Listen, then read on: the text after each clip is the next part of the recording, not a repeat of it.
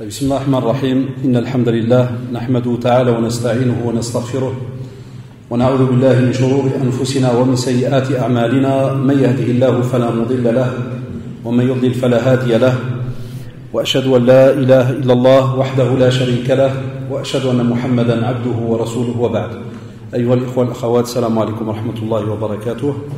Donc bienvenue ici donc au Centre islamique et culturel de Belgique donc ce 2 janvier 2016 et avec donc un sujet qu'on a intitulé l'invocation et au contraire comme on le rappelle à chaque conférence et on le fera Inch'Allah peut-être jusqu'à la fin de notre vie, il n'y a aucun sujet qui est futile et il n'y a aucune excuse entre guillemets de ne pas devoir soi-disant parler de certains sujets parce qu'il y a des problèmes ou ceci ou cela. Et souvent quand je fais ces remarques-là, entre guillemets, c'est parce que, comme vous savez, Allah subhanahu wa ta'ala nous a mis entre nous cette épreuve qu'on appelle entre guillemets Facebook et compagnie. Tous ces moyens, ils sont bons, comme ils peuvent être très mauvais. Et des fois, ils peuvent être témoins contre chacun d'entre nous jusqu'au jour du jugement dernier. Et c'est pour cela, par exemple, lorsque j'ai mis l'affiche, certains ont commencé à mettre, oui, voilà, nous avons des problèmes politiques, sociaux et je ne sais quoi, et les prédicateurs perdent leur temps avec des sujets futiles, comme ça, wallahi ballaft. Et je prends des captures d'écran des fois. Donc imaginez-vous à quel niveau on est arrivé aujourd'hui et comment est-ce qu'on comprend ces sujets alors que, wallahi, comme on va le voir maintenant, si on vit certaines situations, c'est parce que premièrement notre comportement et notre relation avec Allah subhanahu wa ta'ala est des fois vraiment pas ce qui est attendu de nous. Deuxièmement, lorsqu'on parle de relation vis-à-vis d'Allah subhanahu wa ta'ala, est-ce qu'on la connaît? Est-ce qu'on est vraiment au courant comme il se doit? Est-ce qu'on la met en pratique comme il se doit? Et troisièmement, lorsqu'on est au courant de tous ces sujets-là, est-ce qu'on remet un petit peu, des fois en compte, notre cœur, notre comportement, notre corps entier, nos manières de fonctionner, pour des fois se demander, se dire, est-ce que Allah subhanahu wa ta'ala agrée ce que l'on fait? Et c'est pour cela que lorsqu'Allah subhanahu wa ta'ala nous a rappelé dans la sourate Al-Baqarah, la sourate 2, verset 186, وَإِذَا سَأَلَكَ عِبَادِ عَنِّي فَإِنِّي قَرِيبٌ أُجِيبُ دَعْوَةَ الدَّاعِ إِذَا دَعَانِ. Donc tout subhanallah, Allah subhanahu wa ta'ala, au contraire, il a montré qu'il y a une relation très très étroite entre nous et lui. Et c'est pour cela qu'il te dit que si jamais le serviteur ou quand les serviteurs t'interrogent à mon sujet, c'est-à-dire envers Allah subhanahu wa ta'ala, dis-leur alors à ce moment-là que je suis tout proche et je réponds à l'appel de celui qui me prie quand il me prie. Donc l'invocation, nous en tant que musulmans, on vit avec elle et c'est ce qu'on espère, bi'idhnillah. Parce que tout dépend de la volonté d'Allah subhanahu wa ta'ala. Cette invocation, cette dua, c'est ce qui fera que Allah subhanahu wa ta'ala nous aidera durant notre vie et il nous aide durant notre vie. Parce que, wallah ya shabab, ceux qui estiment des fois vivre soi-disant dans des problèmes ou ceci ou cela, wallah ils doivent savoir qu'il y a des gens qui vivent pire, qui sont dans des situations catastrophiques, qu'il n'y a pas de mots à mettre sur ces situations-là. Mais alhamdulillah, comme on le voit et comme on l'entend de certains de nos machères qui leur rendent visite, ce sont des gens qui restent et resteront tout le temps rattachés à l'invocation, rattachés à Allah subhanahu wa ta'ala, parce qu'au plus Allah subhanahu wa ta'ala aime son serviteur, au plus il l'éprouve. C'est comme ça que fonctionne notre vie en tant que musulman. Au plus tu as des épreuves, au plus Allah subhanahu wa ta'ala t'aime. Et au plus tu as des épreuves, au plus ça te pousse à aller contrôler un petit peu ta vie. Qu'est-ce que tu fais de bien? Est-ce que ce que tu fais est agréé par Allah subhanahu wa ta'ala? Pourquoi? Parce que vous allez voir qu'il y a des conditions lorsqu'on invoque et on oublie tout cela, Shabbat. Voilà pourquoi des fois il n'y a pas de réponses qui viennent. Alors avant de commencer, on vous dit que lorsque le musulman invoque Allah subhanahu wa ta'ala, il doit savoir qu'il va y avoir 3 situations. Toute notre vie à Shabbat, lorsqu'on invoque, il y aura d'office, Inch'Allah, 3 situations. La première, c'est qu'Allah subhanahu wa ta'ala te donne directement ce que tu as demandé ici-bas. Ça c'est la première. La deuxième, c'est qu'Allah subhanahu wa ta'ala te donne ce que tu as demandé, mais dans l'au-delà. Ça c'est la deuxième situation. Donc soit tu as la réponse pour ici-bas, soit tu auras la réponse dans l'au-delà, et la troisième, il se peut qu'Allah subhanahu wa ta'ala, lorsque tu as fait cette demande, il se peut qu'il y ait un mal. Il y a peut-être un mal derrière cette situation. Des fois, on demande des choses à Allah subhanahu wa ta'ala et on pense que cela est bien pour nous. Mais il se peut qu'Allah subhanahu wa ta'ala t'a épargné alors un mal. Et il va peut-être te donner, Inch'Allah, quelque chose d'équivalent, mais en bien. Tu dois juste attendre un peu, patienter. Et c'est pour cela que certains, des fois, baissent les bras et disent comment ça se fait que ça fait 10 fois que je demande, ça fait plusieurs années que j'invoque. Et dans toutes les situations, que ce soit l'argent, les études, mariage, ceci, cela, la plupart d'entre nous ici qui sommes présents ont d'office des fois, un jour ou l'autre, posé cette question à leur petit cerveau en se disant, tiens, subhanallah, comment se fait-il que je demande et il n'y a pas de réponse. Et des fois, nos savants, ils vont plus loin. Ils disent que des fois, le croyant a l'impression qu'il n'a pas de réponse. Mais qu'il il y a des réponses autour de lui. Et c'est vrai qu'on n'y fait pas attention. Il te dit, tu lui demandes, et toi, jour après jour, tu es encore musulman. Il te dit, tu lui demandes, et toi, jour après jour, tu as encore la santé. Tu lui demandes, et jour après jour, tu vis encore dans les bienfaits d'Allah subhanahu wa ta'ala. Alors qu'il pourrait te les enlever. Kun fayakun. Allah, il te les enlève directement, mais il te les laisse. Tu es dans la pratique avec une invocation que tu oublies. Lorsque tu pries 17 fois par jour, tu récites la sourate al-Fatiha. Qu'est-ce que tu dis dedans? Ihdina sirata al-mustaqim. Tu demandes à Allah subhanahu wa ta'ala de te guider, de nous guider. C'est pour cela que même lorsqu'on fait l'invocation, parmi les bienséances, on la fait au pluriel, on pense toujours aux autres. Et on demande à Allah subhanahu wa ta'ala 17 fois par jour, guide-nous sur le droit chemin, le chemin de la droiture, ce chemin où il n'y a aucun zigzag dedans. Pas de tortuosité, rien. Enfin, imaginez-vous, ya shabab, combien de fois on invoque et on a l'impression et on oublie qu'il n'y a pas de réponse. Tout ça parce que le cerveau reste rattaché spécialement à l'invocation qui te tient à cœur aujourd'hui. Et tu oublies tout ce qu'Allah t'a donné, subhanahu wa ta'ala, pendant des fois les mois et les mois où tu as invoqué Allah subhanahu wa ta'ala. On oublie. L'être humain, et c'est pas pour rien qu'il a été appelé insan, il oublie. Il est rattaché au nisyan. C'est quelqu'un qui oublie très vite les bienfaits d'Allah subhanahu wa ta'ala sur lui. Alors on a quelques conditions très très importantes. La première est le fait que lorsque tu invoques Allah subhanahu wa ta'ala, fais en sorte d'invoquer Allah subhanahu wa ta'ala lui seul, uniquement. Alhamdulillah, nos jeunes aujourd'hui sont habitués. Ils savent que dès qu'ils demandent à Allah subhanahu wa ta'ala directement.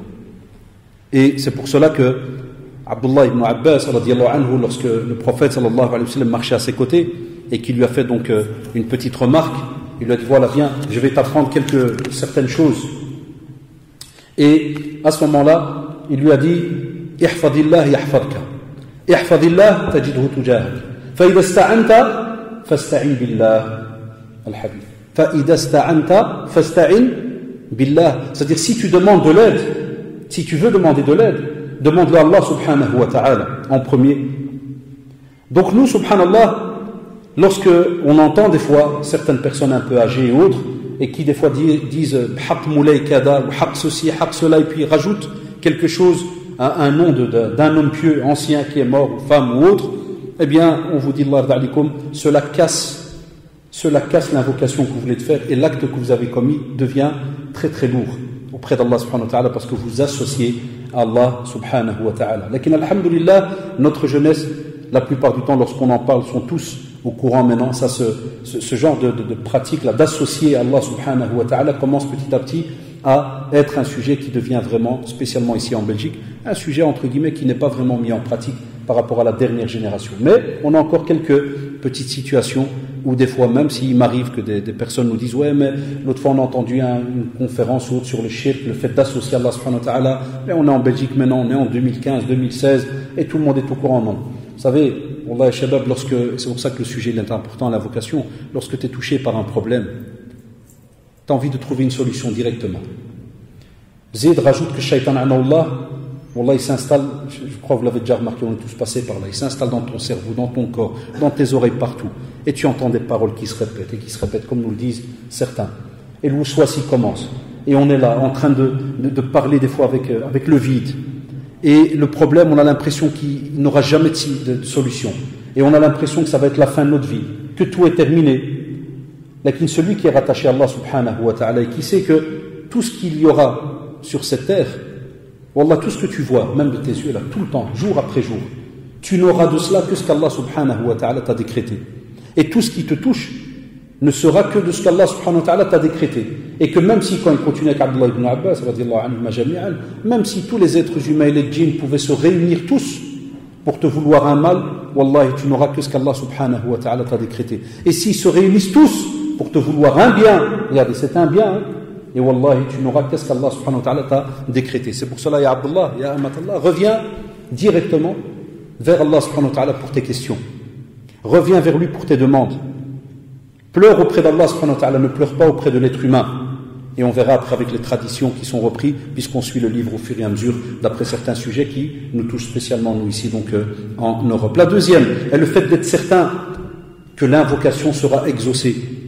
Et vous allez voir tout ce que je dis maintenant, tout sera étayé avec des preuves, avec des hadiths et autres. Donc quand tu invoques Allah subhanahu wa ta'ala, sois sûr, n'aie aucun doute.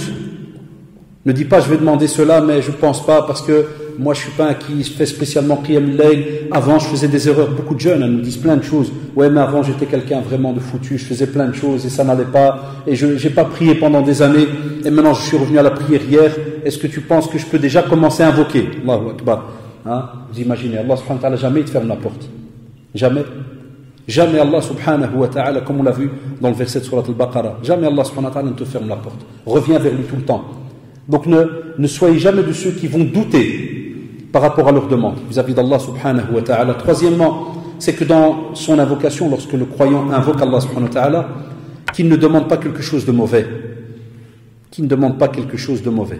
En général, quand on dit cela, l'être humain, il pense directement à se dire non, mais on ne va pas demander à Allah de nous donner une cargaison de je sais pas moi, de cocaïne ou ceci ou cela. Il n'y a qu'un fou qui pourrait le faire. Donc là, on est d'accord, c'est juste ou pas? Ça, les gens sensés, ils vont pas. Alors vous auriez pu me dire, tiens, mais quelle chose mauvaise que les savants demandent? Eh bien, des fois, par rapport par exemple, les liens de parenté, parce que tu as un problème avec ton cousin, ton frère, un oncle, ne viens pas dire, ya Allah, fais-le disparaître de cette terre. Vous voyez, des fois ça arrive à des personnes qui sont tellement en colère vis-à-vis d'une personne qu'ils vont dire, ya Allah, fais-le disparaître. Ya Allah, donne-lui une de ces maladies qu'il n'y a aucun médecin sur terre qui connaît ni le médicament, ni quoi que ce soit. Il y a des gens qui le font. Nos parents, des fois, ils l'ont fait sans le remarquer. Spécialement chez nous, les Tangérois, Allah a dit le fra'. Mais le fra', c'est plus que la cassure. Le frère, c'est un street fight, mais où tu termines tes pliés en 20. Les parents, après, ils rigolent, miskin. Tu fais, ouais, ça fait, là, on te dit non. N'invoque pas avec quelque chose de mal. Et n'invoque pas aussi en espérant quelque chose de mal. D'où il est connu dans la sunna qu'on n'invoque pas Allah subhanahu wa ta'ala contre nos enfants. Ne le faites pas les futurs parents que vous allez être et ceux qui sont déjà parents. N'invoquez jamais de votre vie contre vos enfants ou en mal vis-à-vis de vos enfants. Invoquez toujours en bien. Et ceux qui sont autour de nous, c'est normalement un comportement très très élevé. Wallah, ce n'est pas facile, même moi qui vous parle. Mais on te fait du mal, réponds par un bien. Le minimum vital, ya Allah, guide-le. Wallah, le minimum, ya Allah, guide-le. Pardonne-lui. Ou bien le silence. Et tu laisses le dossier pour le jour du jugement dernier, par exemple. Ça, c'est si vraiment tu as un niveau, si jamais tu parles, tu vas sortir une vdéha. On te dit alors, garde, n'entre pas dans ce sujet-là, ferme la porte. Aussi, on te dit que lorsque la personne invoque, il ne doit pas être pressé. On ne doit pas être pressé lorsqu'on invoque Allah subhanahu wa ta'ala. Il y a, comme vous le savez, lorsqu'on étudie, mais voilà, ça qui est dommage, lorsqu'on étudie de manière structurée, les piliers de la foi, on arrive à la fin avec le destin, qu'il soit positif ou négatif. Lorsqu'on arrive au destin et shabab, eh bien voilà, normalement, lorsqu'on étudie, c'est pour ça qu'on embête un peu nos jeunes, lorsqu'on étudie de manière structurée, si tu comprends le cours sur le destin, jamais tu seras quelqu'un de pressé dans le domaine de l'invocation. Jamais, wallahi. Pourquoi? Parce que comme tu sais que tout est entre les mains d'Allah subhanahu wa ta'ala, qu'est-ce qu'on a dit dans l'introduction? Une des trois situations. Soit Allah subhanahu wa ta'ala va te donner, ou ne va pas te donner, va te donner ici-bas, il va peut-être te donner dans l'au-delà, ou bien il y a peut-être un mal que toi tu ne sais pas, Allah subhanahu wa ta'ala, mashallah, il t'a éloigné de ce mal. Et des fois par rapport à un travail, combien de fois il est arrivé que certaines personnes auraient voulu, et ils invoquent, ils disent, ah, je voudrais ce travail, ce poste, et subhanallah, tu ne l'as pas, et c'est ton ami qui l'a. Et toi tu râles, tu as été pressé, tu t'es même empressé à chaque fois les poser de 36 000 questions. Après, subhanallah, quand tu vas demander à ton ami là, qui a pris ce travail-là, qu'est-ce qu'il dit? Comme on entend souvent le mot, il te dit, Allah, c'est un travail pourri, j'ai regretté. C'est là que l'être humain il s'arrête, il se dit, subhanallah. Il se dit, moi je n'aurais pas eu ce travail, je crois que je n'aurais pas pu avancer dans ma vie. Donc Allah subhanahu wa ta'ala, celui qui nous a créés, nous veut du bien. S'il attend de nous de la patience, mais il attend quand même de nous, ya shabab, que lorsque l'on dit que l'on croit en lui fermement, c'est une des conditions de la validité de la shahada. Lorsqu'on dit ashhadu an la ilaha illallah, une des conditions, c'est que tu es de ceux qui croient, mais d'une manière ferme en Allah subhanahu wa ta'ala. C'est que si jamais il va te donner quelque chose, il va te la donner. Si tu ne la donnes pas, alhamdulillah. On ne se retourne pas contre Allah subhanahu wa ta'ala pour dire pourquoi l'autre et pas moi. Loin de là. Aussi, on vous dit que ne dépassez pas les limites dans ce que vous demandez à Allah subhanahu wa ta'ala. Et là, subhanallah, on rentre dans des bienséances. On est censé avoir un comportement vers Allah subhanahu wa ta'ala, parce que certains, des fois, ils peuvent te dire, mais Allah subhanahu wa ta'ala, il est capable de tout. Et j'ai déjà eu le cas, des fois, ça arrive avec les élèves, parce que c'est là qu'on apprend. Même moi, en donnant cours, j'apprends avec les élèves, wallahi. Et des fois, des élèves, ils me font, monsieur, donc, parce que chaque année, je leur donne ce sujet, il me fait, monsieur, donc, si je dis, Ya Rabbi, donne-moi une Ferrari, Ya Rabbi, donne-moi 3 Ferrari. Mais donc Allah il est capable de tout, même 10 Ferrari. Alors des fois tu rentres dans le jeu, tu veux même 100. Et après. Il y a un château alors, il y a un palais, il y a un cadavre, il y a un ceci. Là tu dois leur arrêter. Et là tu dois commencer à discuter parce qu'on a ça même avec nos petits-enfants. Ah donc Allah il est capable de... Et si je demande maintenant un camion, si je demande maintenant ceci, ou bien un avion, ou bien... On sait qu'Allah subhanahu wa ta'ala est capable de tout. Mais c'est un drôle de sujet, on a une bienséance. C'est-à-dire quand on demande à Allah subhanahu wa ta'ala, on te dit, apprends à faire une demande entre guillemets générale. Et dis Allah, parmi les biens qu'il y a sur cette terre, si jamais il y a du bien pour moi, donne-moi ce qu'il y a de meilleur qu'il pourrait y avoir sur cette terre. Aussi, certains savants, quand on fait un petit peu de recherche, des fois on te dit que certains invoquent, j'ai trouvé dans un site, Ahad Mashaykh, il disait que certains invoquent, il dit, Ya Allah, donne-moi une place dans le paradis que tu n'as donné à aucune de tes créatures. Là, quand je lisais le sujet, je dis toujours subhanallah. Si les mashayikh ils font la remarque, c'est parce que certains ont fait ce genre d'invocation et ils viennent poser la question pour savoir est-ce qu'on pouvait faire ce genre d'invocation. Eh bien, les savants te disent non, puisqu'on sait que est-ce que tu pourrais avoir une place plus élevée que celle du prophète Mohammed sallallahu alayhi wa sallam au paradis? Être toi, au-dessus de lui, ou bien plutôt comme on le voit dans les traditions, être avec lui, sallallahu alayhi wa sallam, et aussi avec les autres prophètes, c'est-à-dire être avec eux. Donc voilà, lorsqu'on demande, on te dit, faites des demandes dans le domaine du raisonnable, pas quelque chose qui va, entre guillemets, des fois même, peut-être faire rire les autres, ou bien faire en sorte que si jamais tu parles de cela à quelqu'un qui n'est peut-être pas musulman, il va peut-être ne pas te comprendre comme ça la seconde par rapport à certaines invocations que tu fais, et qui, subhanallah, le musulman, s'il t'entend, il va te dire que voilà, est-ce que c'est utile de demander cela, mais de cette manière-là? Donc rester dans le raisonnable, c'est quelque chose qui dépend de chacun d'entre nous, de la manière, le comment, et ainsi de suite. Aussi, on te dit, point suivant, le fait que, ça c'est une condition qui commence à être lourde, il faut que tes biens soient licites. Nourriture, boissons, vêtements, habits, tout. Même l'habitat où tu habites. Que tes biens soient licites. Et là, maintenant, vous avez compris, on le cite à la fin, mais c'est le résumé de tout ce qu'on vient de raconter. Comment est-ce que tu peux dire que tu es de ceux qui aiment Allah subhanahu wa ta'ala et son prophète, mais dans la pratique de tout ce que tu as entre les mains,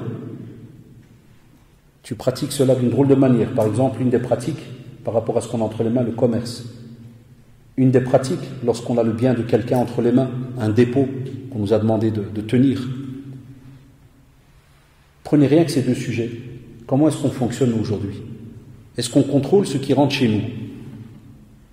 Est-ce qu'on contrôle ce qui entre dans notre corps? Ce qui est déposé sur notre corps? Ça demande toute une éducation, même nous vis-à-vis de nos enfants. On doit leur apprendre. Même s'il amène, Wallah ya shabab, même s'il apporte un bic de l'école, tu dois t'asseoir et tu lui fais une petite conférence, mini-conférence, très simple. Petit rappel. Même petit, alors il sait pas, mais il doit apprendre petit à petit. Même s'il apporte une aiguille. Même si ta fille qui porte le hijab, par exemple, elle va venir avec une aiguille, elle va te dire, oui, voilà, j'ai cassé la mienne, et une amie m'a donné ou m'a prêté. C'est deux mots différents, vous avez remarqué. Chez les jeunes, c'est deux mots. Moi, je les entends des fois en classe, quand un, il dit à l'autre, t'as pas 2 euros. Je vois l'autre, il sort d'euros, il donne. Alors, des fois, pour donner vite un petit rappel, je fais ça, stop, il me dit quoi? Je dis, t'as donné ou t'as prêté? Ouais, monsieur, qu'est-ce qui se passe? T'as donné ou t'as prêté? Je dis, c'est différent. Parce que si tu meurs, il rigole des fois. Il dit, ouais, vous êtes déjà arrivé à la mort. Je dis, naam, parce que donner, c'est pas prêter. Parce que si jamais je te prête, tu dois me les remettre. tu dois les mettre dans ton testament. Là, une fois, on a rigolé ensemble, ça qui m'est éclaté de rire. Il me dit, tout ce problème, 2 euros. J'ai dit, non.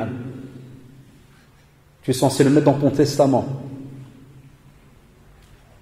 Tu es même censé prévenir quelqu'un, normalement, celui qui va mettre en pratique ton testament. Parce que si tu viens, tu m'écris un testament et tu le caches, je sais pas moi, au fin fond d'une armoire où même tes parents, ils savent pas qu'il y a un double sas, comme on les attrape de temps en temps. Qui va savoir que tu as laissé un testament? Donc normalement, tu préviens tes parents. Tu dis voilà, j'ai un petit testament, il est tout le temps dans ma table de chevet, dans le tiroir.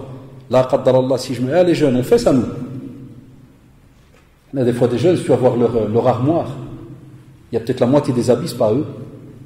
Tous les prêts, cousins, cousines, amis, kada, ceci, cela. Des fois les biens qu'on a, du matériel. Des fois même entre les parents, les grands.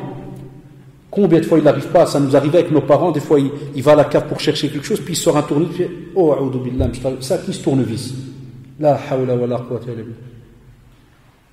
Alhamdulillah qu'en ce temps-là, donc voilà, nos parents ils entendaient de Doros, ils écoutaient les Doros, ils étaient un peu au courant certains, d'autres pas. D'autres il m'est déjà arrivé que des amis m'ont dit mon père, moi il jette tout, à la fin de l'année il fait le nettoyage de la cave. Et ce qui n'est pas lui, il te fait celui-là qui n'a pas repris ses affaires, là, tu ne peux pas. Tu ne peux pas. Donc vous avez remarqué, Shabab, pourquoi parler de tous ces petits sujets? Parce que si tu es dans le haram, comment, Wallah, s'il fallait donner un exemple très très simple autour de nous, tu viens chez ton père, wal'iyadu billah, excusez-moi, tu viens, tu le rabaisses, tu lui dis je t'écoute pas, tu dis j'ai pas besoin de toi, et 5 minutes après tu reviens, tu fais pas, t'as pas d'€. Wallah, et toi tu es témoin, alhamdoulilah, et toi tu es témoin de ce qui vient de se passer. Qu'est-ce que tu vas faire comme, je sais pas, qu'est-ce que tu auras comme première réaction ou première remarque? Est-ce que tu vas dire que ce gars il est normal? Sincèrement non, dire c'est pas possible, dire c'est pas logique. Comment ça tu viens de rabaisser ton père, tu lui as dit de ces phrases que personne ne dit ce genre de choses à ses parents, et 2 secondes après tu reviens, t'as pas d'€. Tu me dis, deuxièmement, est-ce qu'il va lui donner? Je crois 90% d'entre vous ils vont dire non, il va pas lui donner, il va lui donner autre chose, ouais.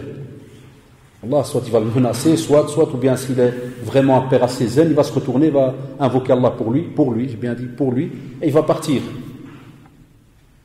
Mais tout le monde va avoir un petit peu peur, parce que c'est pas normal là, ce qu'il est en train de faire.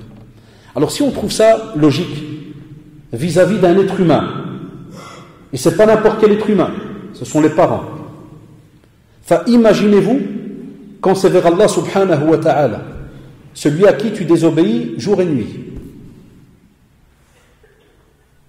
Pour ça, certains jeunes, quand on leur dit la prière, comme l'a répété le prophète sallallahu alayhi wa sallam, pendant qu'il agonisait avant de mourir. As-salat, wa ma malakat aymanukum, la prière, shabab. Comment tu veux, tu ne pries pas, et puis chaque fois tu viens, Ya Rabbi, m'aide pour les examens, Ya Rabbi, m'aide pour trouver une épouse ou un époux pieux, Ya Allah, il m'aide pour ceci, Ya Allah, il m'aide pour cela.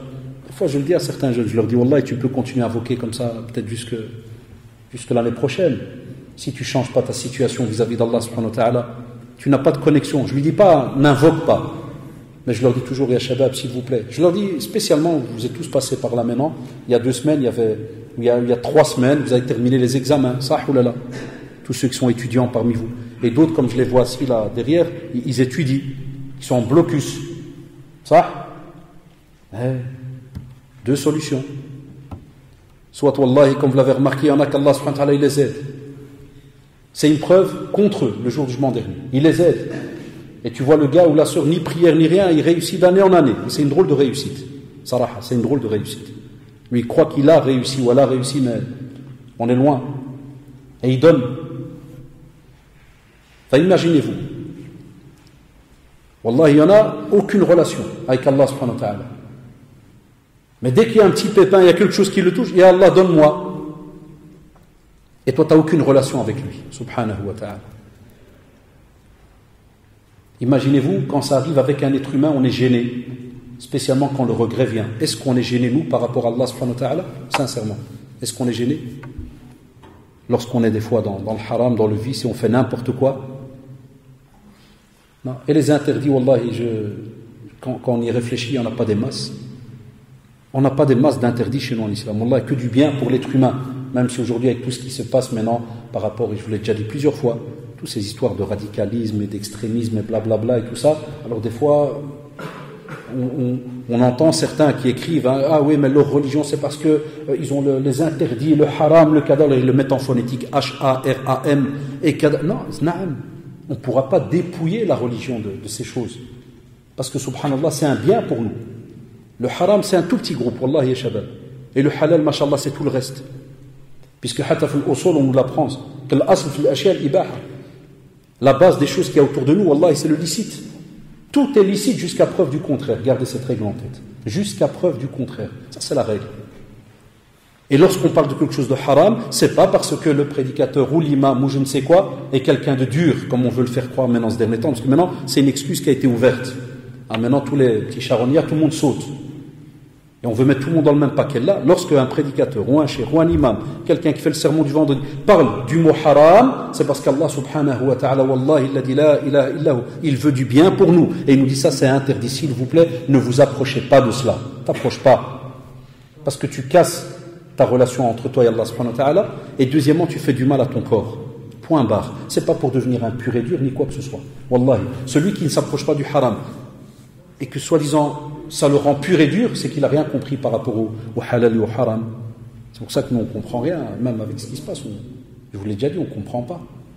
Là, donc on ne doit pas mélanger les sujets. Donc on vous dit, faites attention s'il vous plaît. Vérifiez ce que vous mangez. Et aussi, ceux qui travaillent, hein, imaginez, ceux il y a le frère qui répond au téléphone pendant qu'on donne un dars. Fais-lui un signe. Ne répondez pas au téléphone comme ça pendant qu'il y a une conférence ou un rappel. Parce que ça ne se fait pas. L'ard alikum, quand il y a un dars ou qu'il y a la prière haute, ne répondez pas au téléphone. Il n'y a pas de souci, mais c'est un rappel pour tout le monde. Allez à votre réseau dans le couloir et tout, Allah, il n'y a aucun souci. L'ard alikum. Donc, lorsque.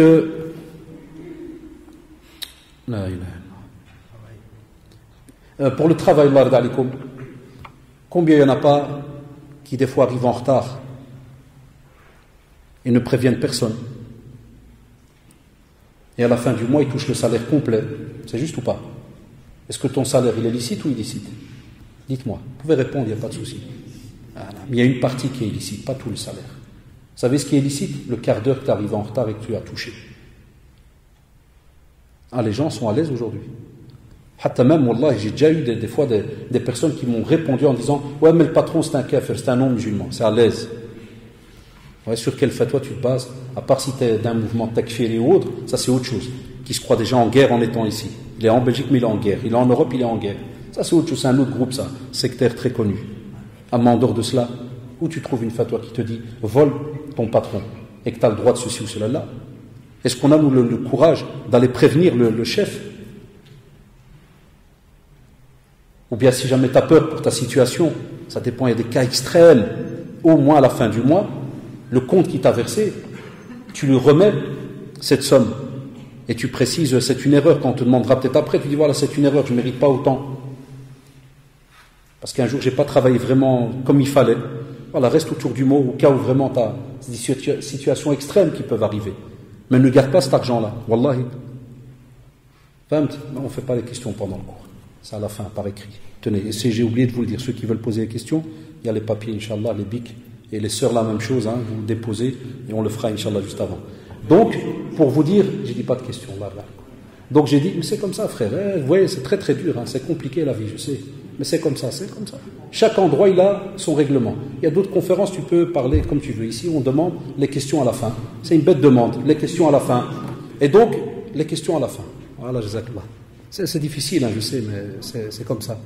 Donc, l'ard alikum, à chaque fois, quand vous avez des situations pareilles, faites tout le temps votre possible, de ne jamais vous laisser prendre par dès que la peur et de vous dire mais si jamais je vais aller, si jamais je vais remettre, si jamais je vais faire, ne touche pas cet argent-là.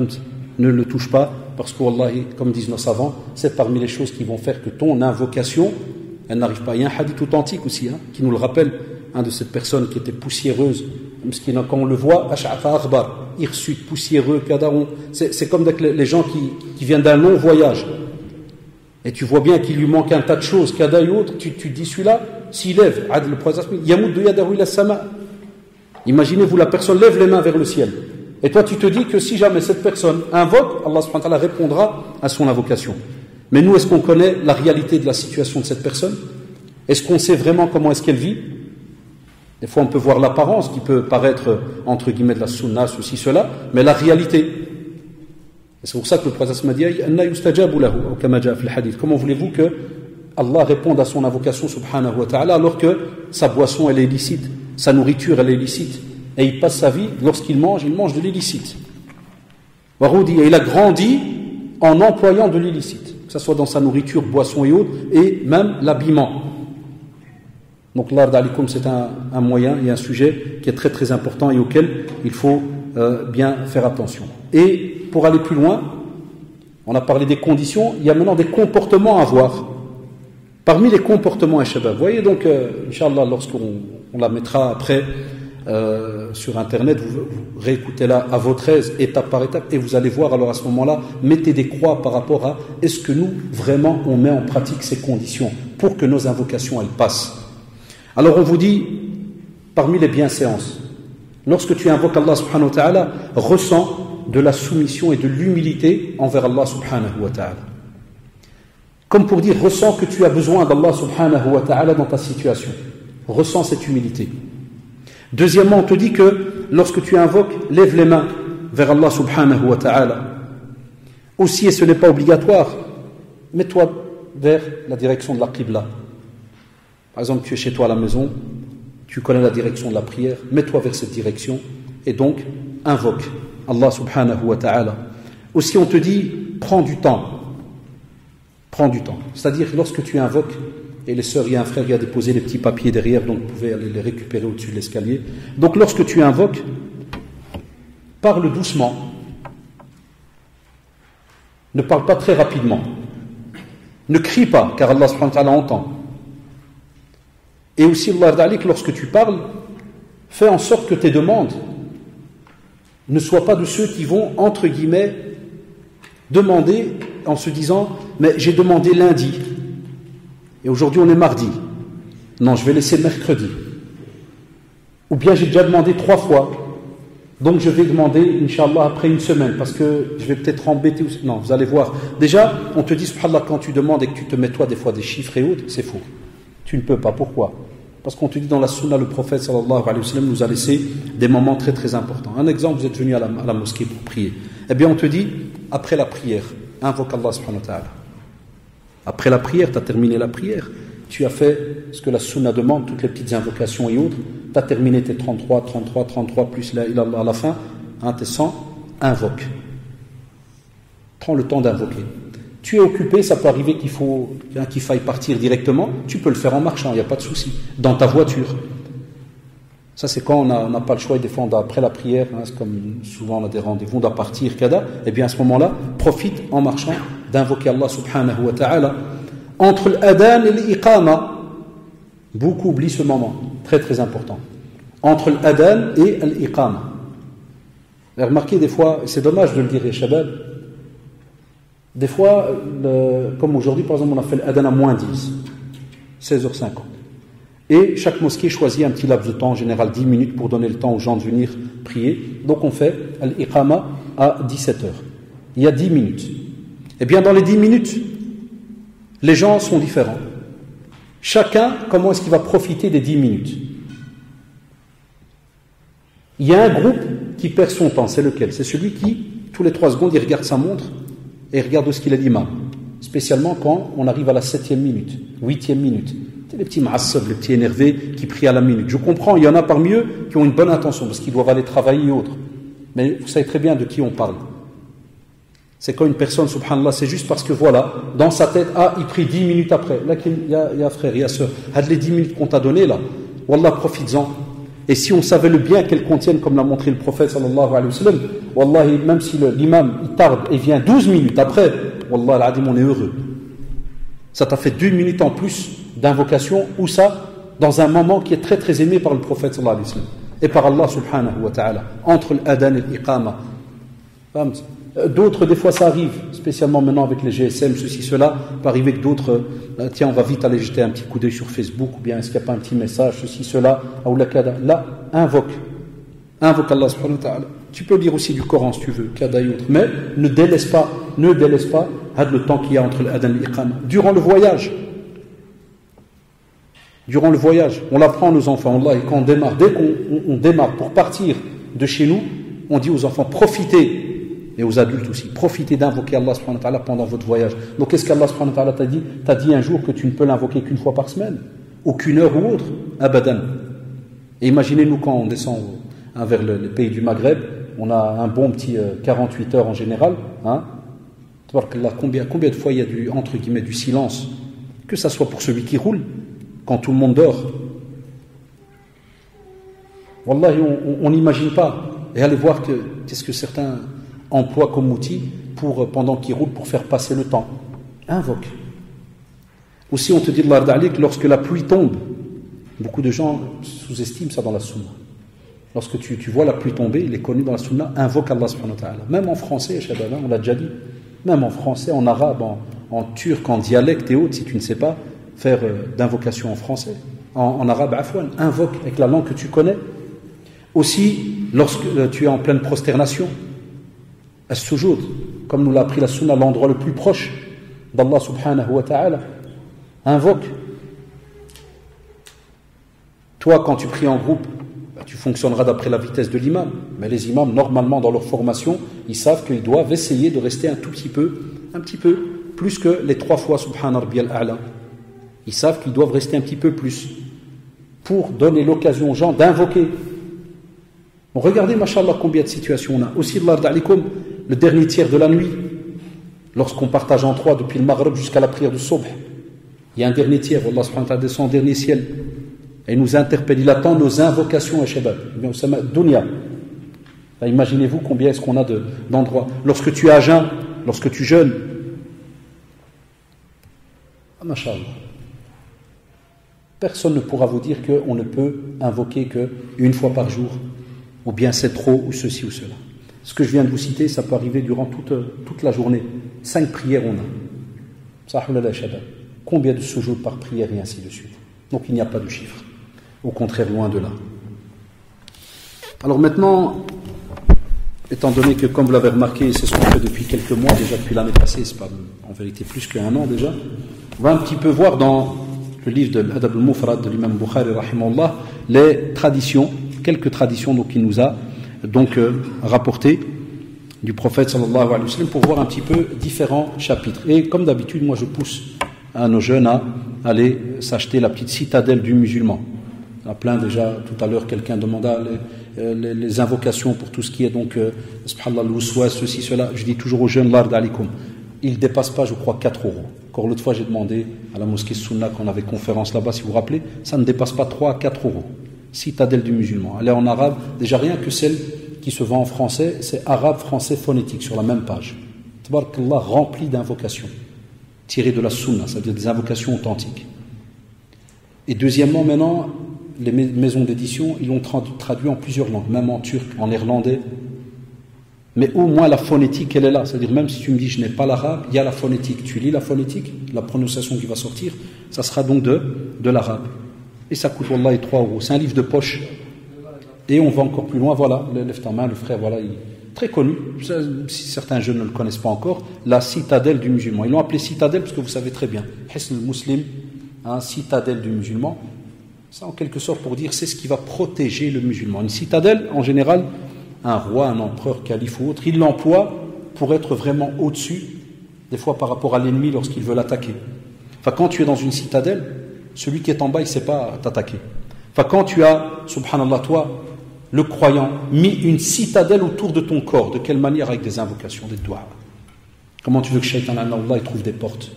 Très difficile. Mais nous, on n'a pas des fois nécessairement des citadelles. On a des fois des petits murs avec plein de trous, plein de briques qui manquent, des fenêtres rouillées, pas moyen de les fermer comme il faut. Et donc, Shaitan, Allah, il trouve wallahi, tous les moyens d'entrer. Hein? C'est ça le problème. Donc, à de la citadelle, vous allez voir, il y a plein de titres. Et vous allez retrouver, mashallah, plein de situations qui vous touchent. Très, très important à apprendre. Alors, donc, l'imam Bukhari, rahimahullah, j'ai choisi quelques chapitres pour nous, donc, aujourd'hui. Il te dit donc, par rapport à la sincérité dans l'invocation, écoutez bien, il te dit, Abdurrahman ibn Yazid, il dit que Ar-Rabi' visitait Al-Qima le vendredi. Donc il visite Al-Qama le vendredi, et il dit que si jamais je n'étais pas là, il m'envoyait quelqu'un.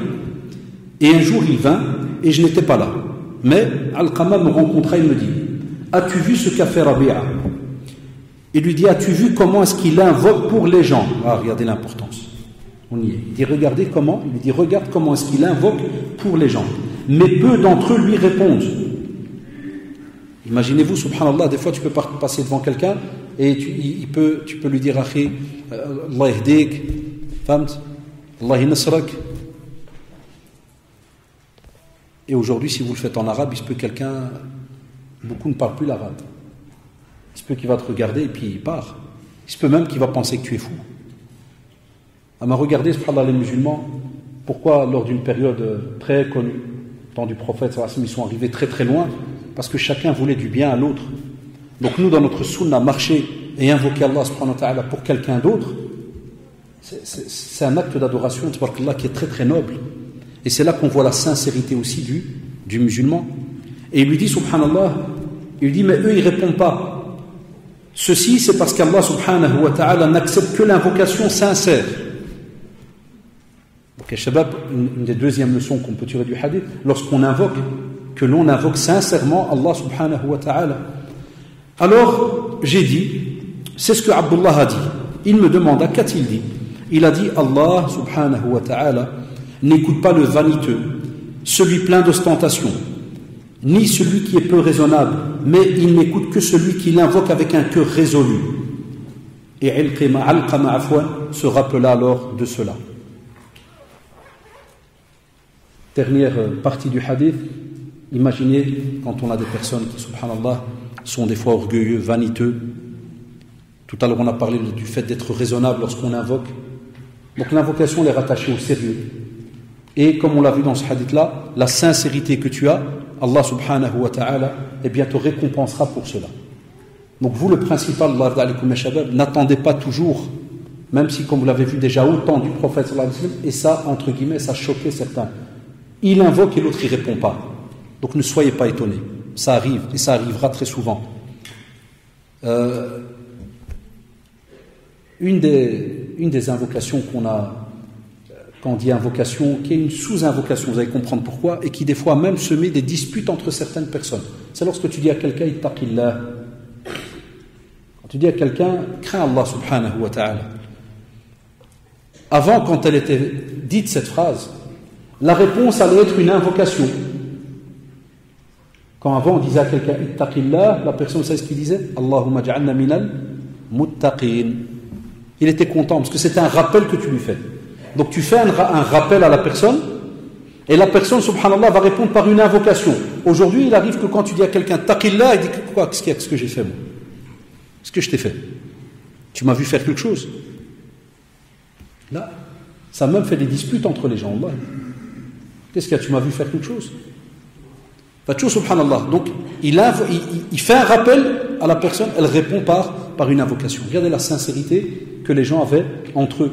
Il n'allait jamais voir plus loin. Pourquoi il m'a dit taqillah? Qu'est-ce qu'il a vu?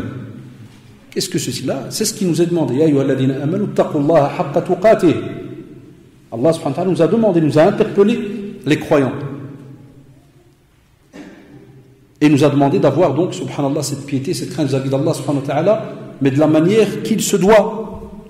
Et c'est pas pour que tu rétorques à l'autre que tu m'as vu faire, et kada ou ceci ou cela.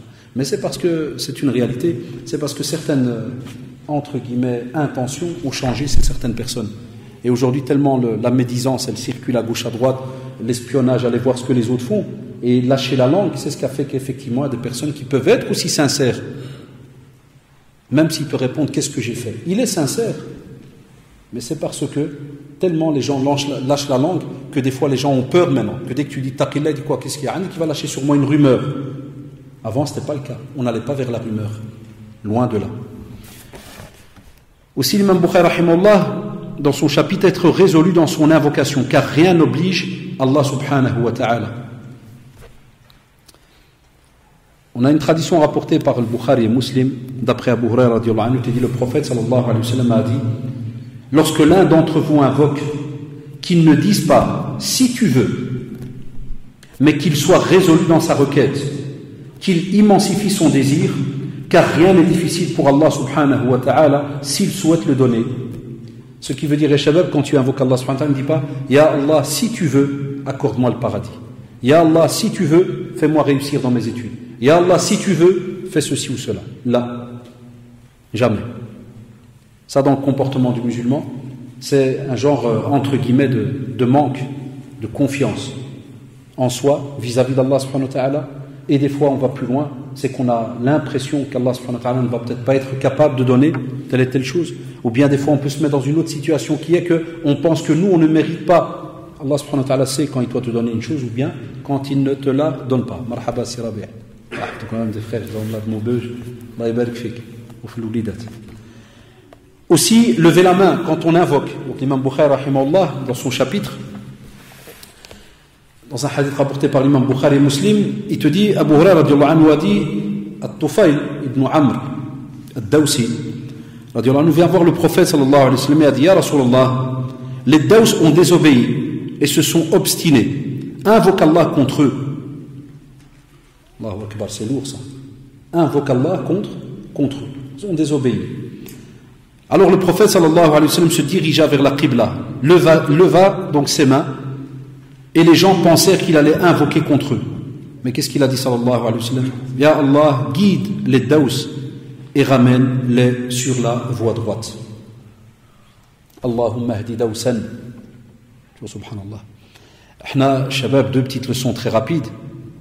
Regardez la clémence, comportement qu'avait le prophète sallallahu alayhi wa sallam vis-à-vis de ceux qui lui faisaient du mal. Il invoque Allah subhanahu wa ta'ala pour qu'il soit guidé. Je sais que ces derniers temps, je vous l'ai déjà dit plein de fois, ces derniers mois, vous allez vous habituer à entendre ça. Mais ces derniers temps, avec tout ce qui se passe dans le monde, tout discours qu'un prédicateur va dire, on va mettre sur son front, ça c'est un khawaf. Il a peur, il frotte la manche. Mais la réalité, celui qui se lance dans, mashallah, ce métier noble, il n'a pas à aller jusque-là. Parce que les textes sont là. On n'invente pas quelque chose.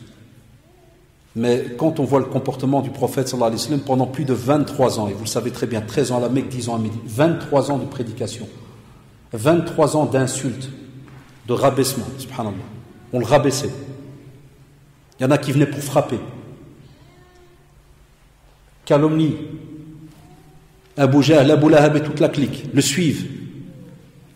À la Mecque, partout, lors du pèlerinage, chaque fois qu'un groupe d'Arabes ou de pèlerins arrive, ils sont en première ligne. Et ils vont déjà directement vers la caravane, avant même qu'ils rencontrent le prophète sallallahu alayhi wa sallam. Et vous allez voir un majnoun, un kahin, un sahar. N'allez pas l'écouter. Et avec tout cela, on a l'exemple ici où, subhanallah, Tufayl, radiyallahu anhu, il vient et lui dit à Rasulullah, Daws, ils ont désobéi. Alors on vient, on leur parle d'Allah subhanahu wa ta'ala, on leur parle du prophète sallallahu alayhi wa sallam, ils désobéissent. Qu'est-ce qu'il fait? Il invoque Allah subhanahu wa ta'ala pour eux. Et aujourd'hui, c'est comme ça, on a beaucoup de gens qui restent dans la haine, là, 24 sur 24. Même si effectivement, il y a des problèmes partout de par le monde, ya shabab. Mais est-ce qu'il y en a avec ton voisin, là? Invoque Allah subhanahu wa ta'ala pour ton voisin non musulman. Invoque Allah pour lui. Wallah, il invoque. Et on va plus loin. Invoque Allah subhanahu wa ta'ala en étant sûr de toi et sûr qu'Allah subhanahu wa ta'ala est capable de tout. Invoque Allah subhanahu wa ta'ala même pour ceux qui haïssent l'islam. Même pour ceux qui font la guerre aux musulmans. Et il y en a partout de par le monde. Wallahi. Il y en a autour de nous, que ce soit ici, dans les pays autour de nous. Il y en a partout. Tu auras toujours des gens qui haïssent. Et cela existe depuis déjà, wallahi, le temps des temps. Avant même Muhammad sallallahu alayhi wa sallam. Il n'y a pas un prophète qui n'a pas subi, vous le savez. C'est juste. Il n'y a pas un prophète qui n'a pas subi. Toujours, subhanallah, le comportement du prophète sallallahu alayhi wa sallam. Donc il lève les mains. Voilà, donc il est important quand tu invoques, lève les mains. Sois pas si bêtement comme ça. Et Allah, donne-moi ceci, donne-moi cela. Tu vois, une genre de position comme si de rien n'était. Là, tu sais que c'est un acte d'adoration. Ad-du'a ibada, wallahi. Invoquer Allah subhanahu wa ta'ala, c'est un acte d'adoration. Et tu sais que tu es en train de parler à Allah subhanahu wa ta'ala. Eh bien, on nous a laissé, subhanallah, des petites positions à prendre. Hein, comment employer les membres qu'Allah subhanahu wa ta'ala nous a donnés pour invoquer Allah subhanahu wa ta'ala. Et Anas radiallahu anhu, il dit, nous n'avons pas eu de pluie pendant 1 an. Alors certains musulmans sont venus au prophète sallallahu alayhi wa sallam. sont venus lui parler, c'était un vendredi. Et ils lui ont dit, à Rasulallah, il n'y a pas de pluie, la terre est stérile, les biens ont été détruits, etc. Donc il lui rappelle un petit peu tous les problèmes qu'ils sont en train de subir. Et le prophète sallallahu alayhi wa sallam leva ses mains alors qu'il n'y avait aucun nuage dans le ciel. Il tendit ses bras jusqu'à ce que j'ai aperçu la blancheur de ses aisselles. Allahu Akbar. Donc on peut lever les mains comme on peut les lever encore plus haut. Jusqu'à ce qu'on a vu la blancheur donc des aisselles du prophète sallallahu alayhi wa sallam. Et il demandait la pluie à Allah subhanahu wa ta'ala. Nous n'avions pas fini de prier, ni même les jeunes n'étaient pas rentrés auprès de leur famille que la pluie se mit à tomber. Allahu Akbar. Ça peut arriver encore aujourd'hui. Vous avez remarqué, on a des contrées qui se plaignent où il n'y a pas de pluie, ou des agriculteurs, comme dans nos pays d'origine. Hein.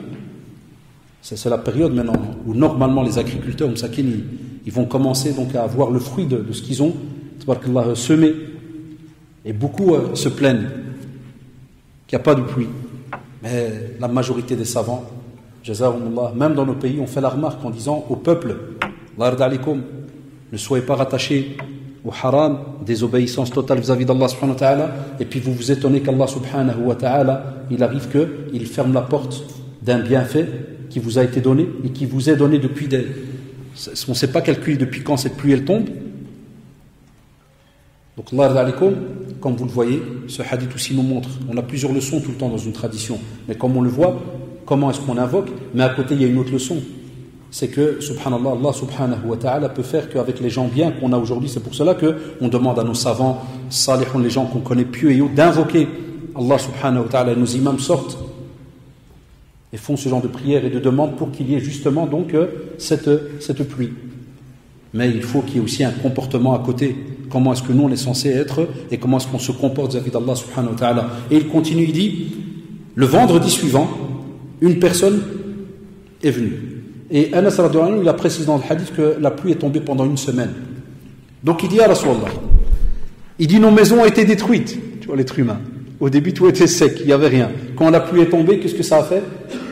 C'est que les maisons ont été détruites. Les montures ne peuvent plus sortir. Et il commence à lui expliquer tous les problèmes qu'il y a à cause de la pluie.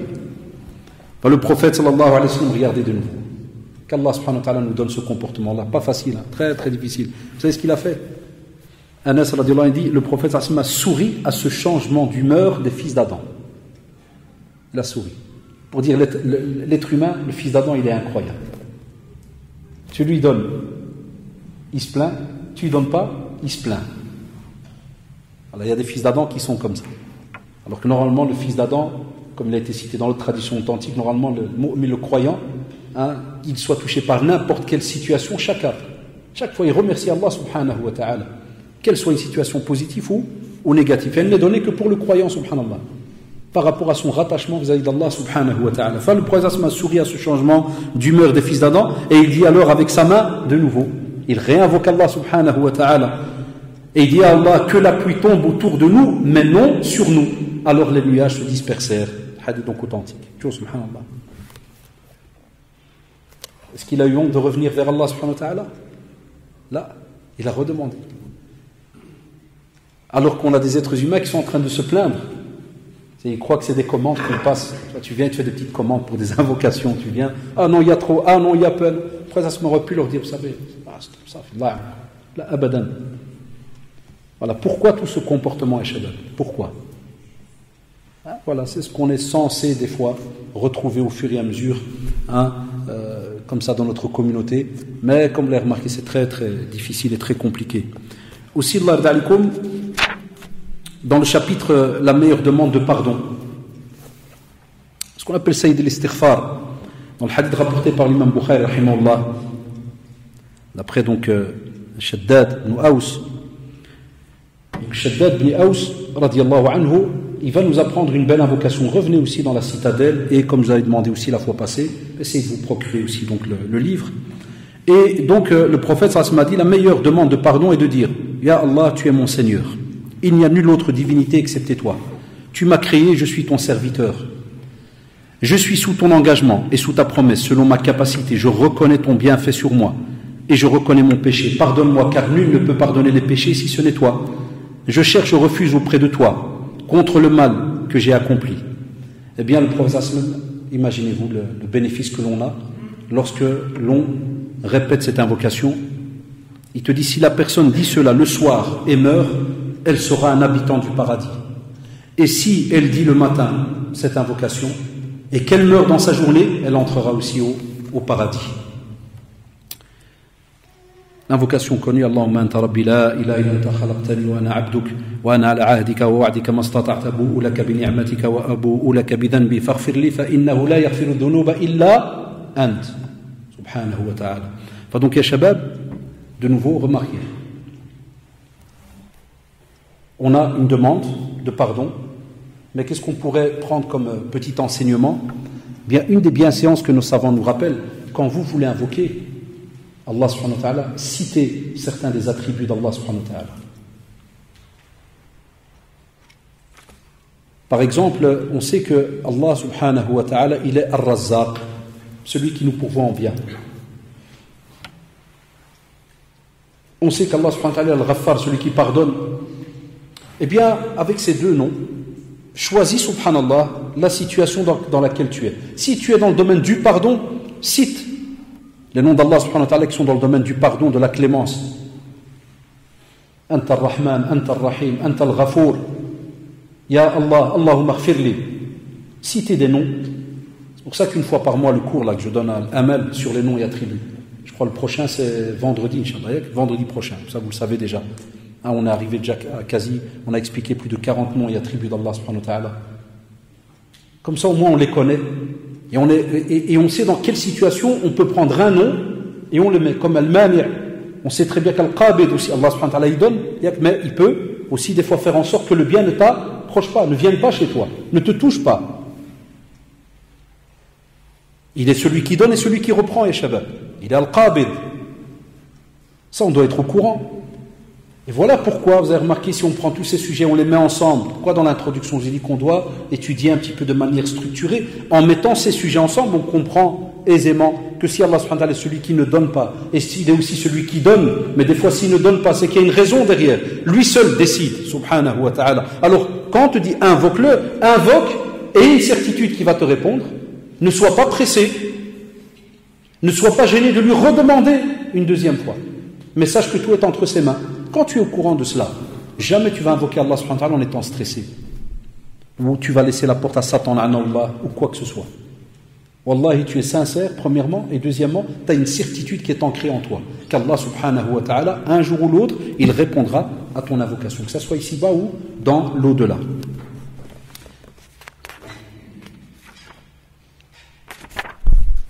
L'invocation aussi d'un frère pour son frère, d'une sœur vis-à-vis d'une sœur, et même les savants, donc, lorsqu'on va voir dans d'autres commentaires, un homme peut invoquer pour une femme pour un homme, alhamdoulilah, dans les règles qui sont mises entre chacun d'entre eux. Tu dis l'invocation d'un frère, si je parle du chapitre comme il est indiqué, l'invocation d'un frère pour son frère, sans que ce dernier le sache. Vous voyez, Shabab, l'invocation, c'est pas tout simplement d'invoquer pour soi. On n'est pas une communauté, subhanallah, d'égoïstes ou de radins, makin'ar pour moi. Ya Allah, donne-moi, makin'ar moi. Déjà, on demande souvent le pluriel. Vous avez remarqué les invocations, on l'a dit tout à l'heure dans la prière, la plupart du temps, elles sont au pluriel. Même dans Surat al-Fatiha, Ihdina, Rabbana atina fi dunya hasanata. On a plein d'invocations, subhanallah, on voit le pluriel. Le musulman fonctionne avec les autres. Et il veut du bien pour les autres. Et on va plus loin, quand tu invoques, on a dit, invoque aussi pour les autres. Et, la ilaha illallah. As-Sunabihi, il dit, j'ai entendu Abu Bakr radiallahu anhu et radiallahu anhuma jami'an dire, l'invocation d'un frère en Allah est exaucée. Tu vois, subhanallah. Tu invoques, lorsque quelqu'un invoque pour son frère en islam, et sans arrière-pensée ni quoi que ce soit. C'est entre toi et Allah subhanahu wa ta'ala. Et comme on le voit, il n'est même pas au courant. Il te dit Allah subhanahu wa ta'ala exauce cette demande. Si on reste dans les conditions qu'on a expliquées tout à l'heure. Invoquez, ya shabab, wallahi. Invoquez Allah pour vos amis, vos proches. Il n'y a pas une famille d'entre nous ici où il n'y a pas certains membres qui ne sont pas très très droits, comme on dit. Et il n'y en a pas un d'entre nous qui n'a pas besoin d'invocation. Même moi en premier qui vous parle. Wallah, on a tous besoin d'invocation. Tous. Donc regardez, ya shabab, quel programme, subhanallah, le musulman il est censé avoir. Ah, c'est un gros programme hein, quand on voit. Quand on entre dans les détails, c'est un gros programme. Aussi, dans un autre hadith rapporté par Abu Darda, radiallahu anhu, hadith rapporté par Muslim, il est donc chez le Bukhari, rahimahumullah, il te dit la fille d'Abu Darda était sous la tutelle de Safwan ibn Abdillah ibn Safwan. Et ce dernier a dit, je suis venu donc du pays de Sham pour les voir.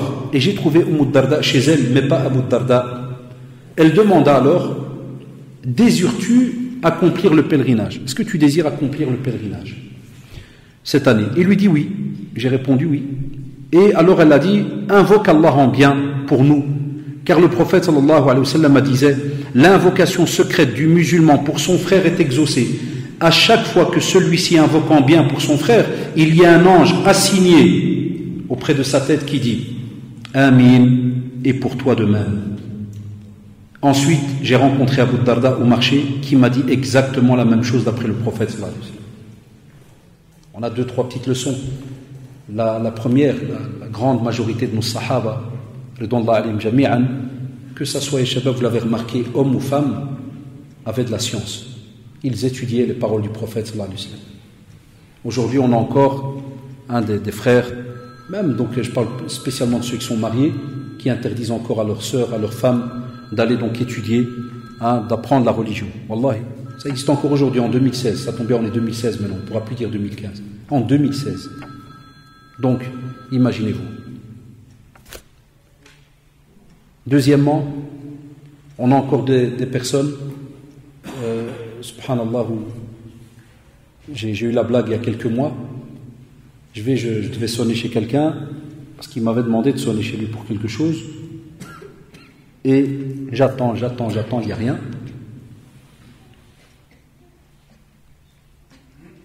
Après, je me dis, je pars, mais j'étais étonné parce que le texto, l'SMS, là, il dit non, je suis là. Bon, je me suis dit, ça arrive, il est dans la toilette, Kada et tout. Ça, c'est normal, il trouve là ou là quelque chose. Ou là, il termine une prière. Ou là. J'attends. Pas qu'il descend, il m'ouvre. Et j'entends qu'il y a du grabuge dans la maison. Ça parle. J'entends une dame qui parle des enfants et tout. Puis je lui dis, je veux juste tester, parce que vous savez, dans notre métier, nous, on va loin des fois. Je voulais juste tester. Je lui ai dit, mais ton épouse aurait pu me dire que t'es là, parce que je partais, moi. Et si je pars, tu me connais, je reviens pas. Et pour ton rendez-vous, c'est parti pour peut-être dans un an, Inch'Allah. Puis il me fait, c'est bien, Aïda, c'est bien, Hachak, le mara, mskina, parler au téléphone, au parlophone. Je dis, Hachak. Je dis, t'es marié avec qui? Je dis, pourquoi Hachak? C'est bien chez nous, c'est qui ça chez vous? Mais c'était avec un peu de sourire qu'on le faisait. Mais il voyait que c'était un sourire gris, comme un sourire un peu. Je dis, frère, là, c'est fini de Hachak, s'il te plaît. Il dit, comme d'où ça vient, ça. Hachak, c'est par rapport à quand nos anciens parlaient des animaux, le hmir, le klab, le hallouf, ils disaient Hachak. S'ils voyaient de la saleté, vous voyez, les excréments, Kada, il fait Hachak. Si jamais il devait changer le petit, Kada, on entendait Hachak, parce qu'il y avait donc les excréments. Et subhanallah, l'épouse d'Abu Darda, radiyallahu anha, elle répond. Mais aujourd'hui, vous avez remarqué, je comprends un peu des fois certains. C'est tellement il y a de polémiques et tellement on a mis de la peur dans tout ce qu'on entend à gauche, à droite, tous les petits problèmes qu'on entend, qu'on a mis du mal partout. Je ne parle même pas de ceux qui estiment que la voix de la femme elle est aura. Ça, c'est encore un autre sujet. Il ne faut pas l'entendre. À part son mari, elle est maharim. Ça, c'est un autre sujet encore. Donc, on a des comportements maintenant qu'on adopte et va voir le pourquoi du comment, ça c'est un autre sujet. On va plus loin, qu'est-ce qu'on a comme autre leçon? On vous dit, subhanallah, ils se conseillaient entre eux. Ils se conseillent. Enfin, imaginez-vous ceux qui vont te dire, ouais, mais non, mais c'est une femme, si jamais elle va parler, le frère, son cœur, il va. Ah, si on est tous des malades, ça, il faut aller soigner alors. Ah, non, c'est une réalité. Mais on sait qu'il y a des gens qui sont pervers et compagnie. Mais quoi? Subhanallah, le compagnon, il vient pour rendre visite. Et elle va lui demander, est-ce qu'il y a un pèlerinage, une intention de pèlerinage? Et na'am. Est-ce que tu pourrais invoquer Allah subhanahu wa ta'ala pour nous? On t'a pas dit qu'elle a qassar avec lui, qu'elle s'assise, blablabla. Là, il y a des règles. Mais la personne, subhanallah, elle a profité. je ne sais pas comment on a fait nous aujourd'hui, mais bon, la personne a profité de la présence de ce compagnon qui vient demander après Abu Darda, et on a Darda qui lui demande, invoque alors Allah subhanahu wa ta'ala, parce qu'on a entendu le prophète sallallahu alayhi wa sallam dire. Elle lui explique le texte. Et qu'est-ce qu'on a alors comme autre leçon? C'est qu'on a, subhanallah, un ange qui est là, et qui est assigné auprès de la tête de la personne, qui invoque. Pour celui qui n'est pas présent, et qui lui dit Amin, et pour toi de même. Voilà ça veut dire, toi tu invoques, et subhanallah, celui qui est en face de toi là, que tu ne vois même pas, tu invoques pour ton ami, tu ne le vois pas, dans ta tête il est en face de toi, tu penses à ton ami, et subhanallah, l'ange qui est assigné à ta tête, qu'est-ce qu'il fait? Il répond, il dit Amin, et il te donne Allahu Akbar, quasi le même bénéfice. Imaginez-vous, où est-ce qu'on est? On oublie tout cela, Shabab, c'est important. Et Abdullah ibn Amr, il dit qu'un homme a dit Ya Allah, pardonne-moi, ainsi qu'à Muhammad uniquement. C'est rapporté dans le Bukhari. Subhanallah. Allahumma aghfirli wa li Muhammadin wahdana. Personne d'autre. On avait des personnes comme ça quand il y avait une polémique ou un problème, que certains compagnons ils ont été ziyar sur lui, miskin ou le kada. Allahumma arhamni wa arham Muhammada wa la tarham ma'ana ahada. Fini. Personne d'autre que moi et le prophète. Dit là. Subhanallah, le prophète sallallahu alayhi wa sallam lui a dit alors, tu as privé beaucoup de gens. Allahu Akbar. Tu as privé beaucoup de gens. Tu demandes rahma, demande-la à tout le monde. Allahumma arhamna, Allahumma aghfir lana. Ne sois pas de ceux-là, Allahumma aghfir li. Et avec un son long des fois. Moi, personne autour de moi. Warhamni, la rahma qui vient d'Allah subhanahu wa ta'ala ne toucher personne, sauf moi. Là, on vous dit pensez aux autres. Est-ce que les sœurs, ils ont mis leur petit papier là? Si le frère qui est derrière, si le frère il peut voir s'ils n'ont pas déposé sur le bord, hein, comme ça après on clôture les papiers. Donc ici chez les frères c'est fini, on clôture. Et pour terminer, il restait un dernier là aussi. Et je vous ai dit, hein, je vous renvoie vers le livre pour voir tout cela plus en détail. Aussi la prière sur le prophète sallallahu alayhi wa sallam lorsqu'il est évoqué. On a une manière aussi, comme si on invoque pour le prophète sallallahu alayhi wa sallam, mais c'est une manière. On fait les prières sur le prophète sallallahu alayhi wa sallam. Et écoutez-moi bien. Donc lui, donc comme l'a appelé l'imam Bukhari rahimahullah, donc quiconque ne prie pas sur le prophète sallallahu alayhi wa sallam alors qu'on l'évoque. Il dit d'après Jabir ibn Abdillah, le prophète sallallahu alayhi wa sallam monta sur le minbar. Hadith, beaucoup de nos élèves le connaissent, hein, alhamdulillah, rappelez-vous. Lorsqu'il monta la première marche, il a dit Amin. Puis il monta la seconde et a dit Amin. Enfin, il monta la troisième et a dit aussi Amin. Les gens donc lui ont demandé Ya Rasulallah, barakallahu fik frère. Ils ont dit Ya Rasulallah, nous t'avons entendu dire 3 fois Amin. Pourquoi? Il répondit lorsque j'ai gravi la première marche, Jibril alayhi salam est venu à moi et m'a dit qu'il soit malheureux le serviteur qui jeûne le mois de Ramadan et n'en sorte pas pardonné. Alors j'ai dit Amin. Première leçon, vous avez remarqué. Vous vous rappelez toutes les conférences là avant Ramadan, comment se préparer à Ramadan, comment accueillir Ramadan, comment. Tout ça se finit, c'est tous les CD qu'on met à côté. Hein. Après, juste après Ramadan, comment faire après Ramadan, comment s'habituer à jeûner après Ramadan. Et ouais, est-ce qu'on les a mis en pratique depuis les vacances jusqu'à maintenant? Elle va arriver Ramadan très rapidement, mois de juin à Shabab, on est déjà janvier, Allahu Akbar. 5-6 mois fini. Hein. Ah, cette année, c'est catastrophe, très rapide.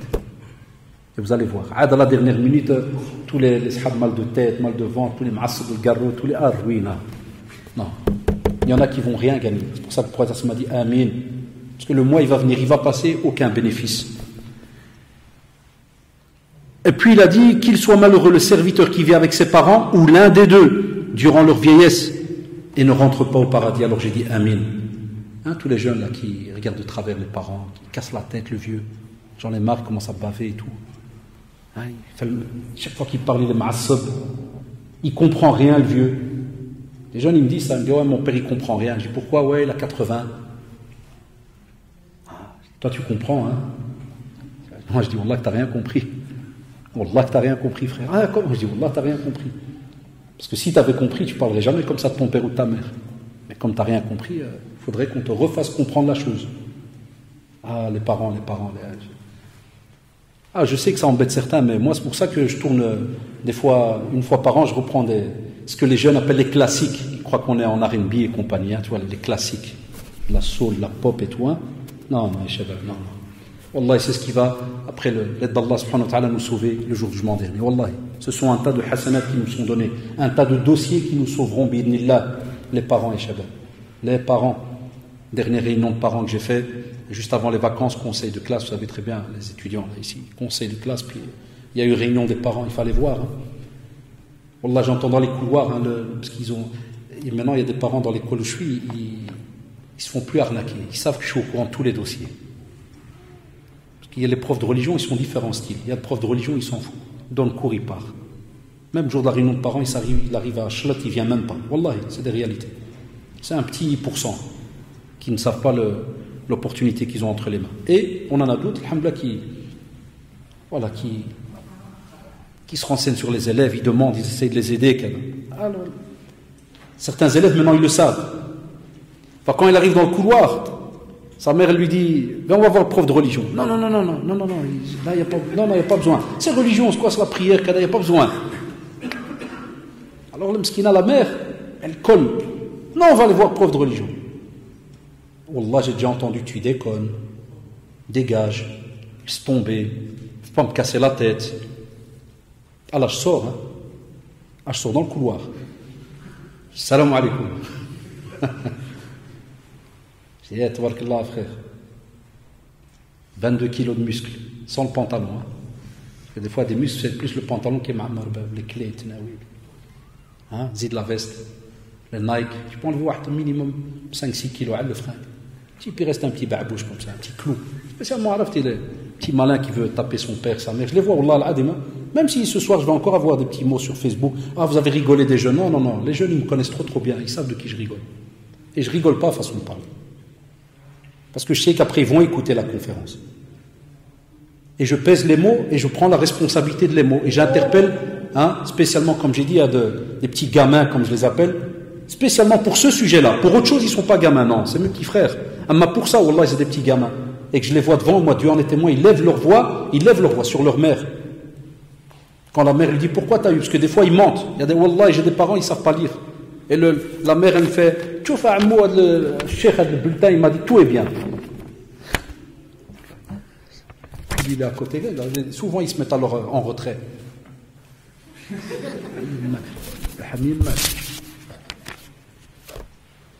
Des fois, je les entends, ils parlent en rif. Alors, comme je connais un tout petit peu des petites phrases en rif, je dis Khalté, Kul shi yimmout. Kul shi yimmout. 11 échecs sur 12. Tout est mort. Je sais qu'il. Soirée de dingue. Sahou la shabab. Nous, notre génération qui approche la cinquantaine, on a perdu déjà un parent.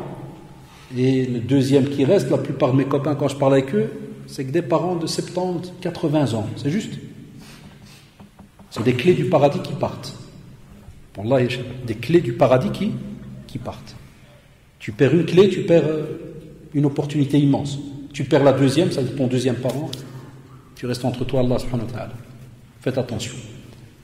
C'est un dossier catastrophique. Touchez pas au dossier des parents. Wallahi. Même si, tout ce que tu veux, Kada, ferme ta bouche. Écoute. Par les autres situations extrêmes, ça c'est des autres dossiers, vous le savez.